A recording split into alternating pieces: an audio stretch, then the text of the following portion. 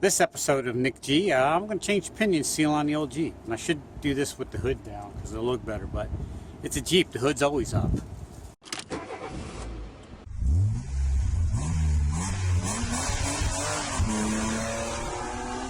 See this oily mess? Yeah, the pinion seal on my Jeep is leaking. It's leaking pretty bad. It's been doing it all winter. I've been putting it off till a better day comes, so it's not ideal conditions today, but yeah, let's get it done. Nobody likes it. Well, I can't call it a rear end, it's a front end. So I was going to say nobody likes a leaky rear end, but this is on my front Dana 30 pinion seal. It's the easiest thing to change and also the biggest pain in the ass to change. Nothing ever goes right on it. But before we get started, first thing to do is take a little bit of PB Blaster and hit everything.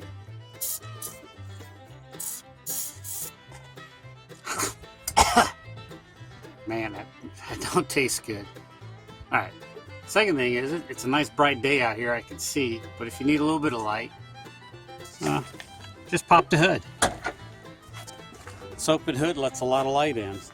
The tools you're going to need for this is something comfortable to lay on, because you'll be underneath your Jeep, an 1 1/8" socket, a ratchet handle, an 8mm wrench or socket, pliers, and some type of screwdriver suitable for prying, a pick, and a hammer, something to mark with, a Sharpie, or I use the paint marker, of course PB Blaster, wire brush, some brake clean. Optional equipment is a breaker bar, a pipe wrench, an impact, an oil catch pan, some rags, and a magnetic parts bin or pan. Grab your drive shaft and give it a twist. And if you get any play in this joint here, then it's time to replace the U-joints. This is my rear drive shaft because I didn't think about showing you this until after I took the straps off. But yeah, if you're going to change the U-joints, now's the time to do it. So before you get started, just take a rag, kind of wipe everything down a little bit, and we're going to mark everything. Okay, we're going to mark, and I'm using a wheel marker. Put a little mark here, and I'm going to put it on our yoke, and I'm going to put it on our thing. This way we get everything back the way it was. All these are going to line up when we're done. I don't know if it matters, but that's the way I've always done it, and that's the way you should do it, because I'm always right sometimes. Use your 8mm wrench to remove the straps. Be careful, they're soft and they strip easy. Don't try to force them too much. But if you do strip them, it's not the end of the world. There's a drill them out and put a U-bolt trick in. It's actually an upgrade. You don't want to lose these caps, so try to keep your hands on them at the same time. Slide the shaft back and put some tape on everything. You want to tape these caps on to help hold them on. So the drive shaft's going to be in your way. So you can either take it out, or I just zip tied it to the exhaust. But if you're going to replace the U-joints and take it off anyhow. Alright. I want to make sure I get this nut the exact place it was. So I need to count how many threads. I really can't see anything, so we're going to get a rag and clean this all off. Yeah. I want to count how many threads are showing because I want to get this nut right back in the same place. I don't want to over tighten it. I'm not sure if a Dana 30 uses a crush washer or spacers. If that was a crush washer and I tightened it too much, I just changed the depth of my pinion. I think it's called the thrust. It's no bueno, so we're going to count the threads. It looks like there's 2 threads showing. And for good measure, I'm going to put the paint mark on it. Alright, so I don't know if you can see what I got. So I get the nut on the correct position with the correct amount of thread showing on my pinion, lined up to the yoke, lined up to the cane, everything lines up the way it was. Now comes the fun part, getting this nut off. Yeah, I said getting a nut off. Get your minds out of the gutter. I was fortunate enough that my wheels were on the ground, so the wheels provided friction so the pinion wouldn't spin. If you don't have that luxury, you just take a pipe wrench and stick it on there, and hopefully when you turn it, it'll get stuck on the tire or control arms or something, and that'll prevent the pinion from spinning so you can get the nut off. Oh my god, what's up with this? I gotta get a haircut today.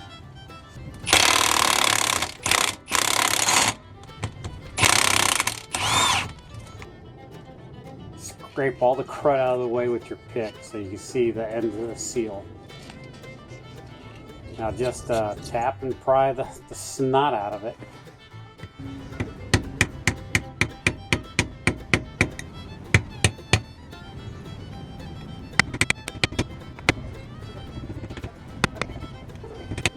I don't.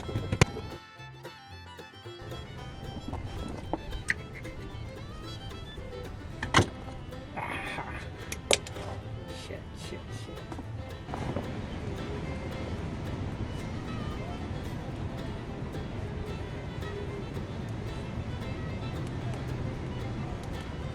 All right.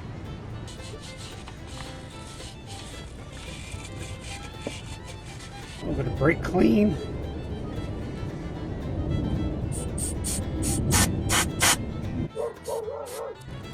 Apply a little amount of RTV around it. I put way too much, but that's me. Alright, so there it is in all its glory. A little too much RTV on it. Alright, start putting it in right.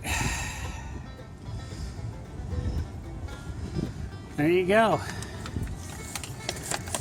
Just give it a little tappa.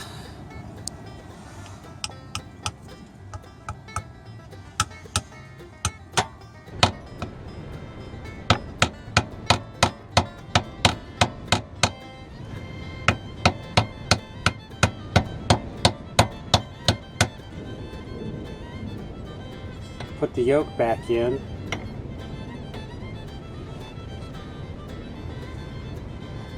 Then the washer and the nut.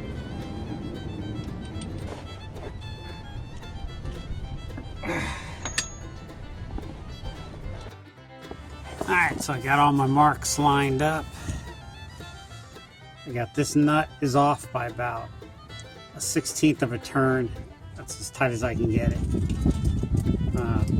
I'm just going to leave it like that and we'll see how it rolls. Now let's just put the drive shaft back on.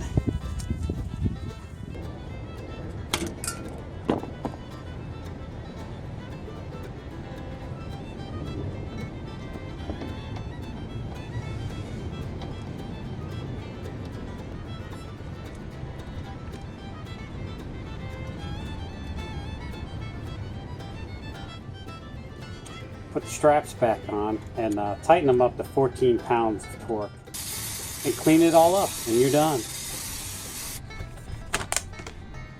One thing left to do, since it's been leaking and we lost a little bit of fluid, just check. It's not too low, but we'll top it off.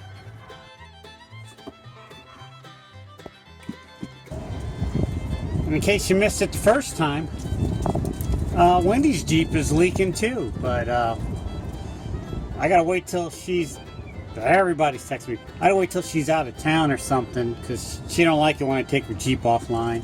Pinion seal. Easiest job that'll take a long time.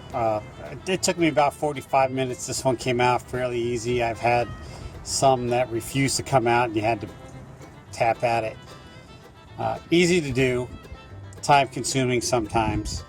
Alright, thanks for watching. Like what you see, hit the like button. Don't like what you see, don't do anything, because no one likes that negativity. Subscribe to my channel if you want to, and if you want to know when all this awesome content is available, hit that bell thing and YouTube will annoy the snot out of you with notifications. All right, have a good day.